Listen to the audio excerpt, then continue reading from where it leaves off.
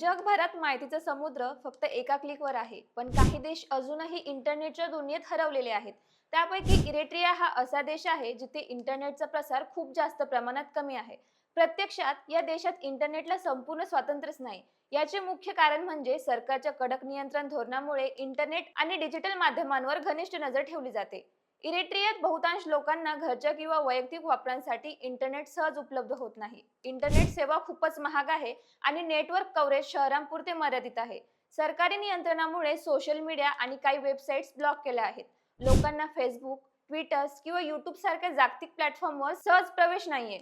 इरिट्रियामध्ये internet फक्त निवडक लोकांसाठी किंवा सरकारी कार्यालयांसाठी उपलब्ध आहे. इरिट्रियाची ही स्थिती लक्षात घेऊन आपण समजू शकतो की इंटरनेट नसणे म्हणजे फक्त तंत्रज्ञानाचा अभाव नाही, तर त्याचा थेट परिणाम लोकांच्या कम्युनिकेशन स्किल आणि जागतिक जगाशी जोडण्याच्या क्षमतेवरती होतो. लोक अनेकदा रेडिओ, टीव्ही किंवा प्रत्यक्ष संवादावर अधिक अवलंबून राहतात. जागतिक दृष्टीने इंटरनेटची कमतरता सामाजिक, आर्थिक आणि शैक्षणिक विकासावर गंभीर परिणाम करते. एकंदरीत सांगायचं झालं तर इरिट्रिया हा देश इंटरनेटच्या दृष्टिकोनातून खूप मागे आहे आणि यामुळे लोकांना जागतिक माहिती मिळणे कठीण जाते.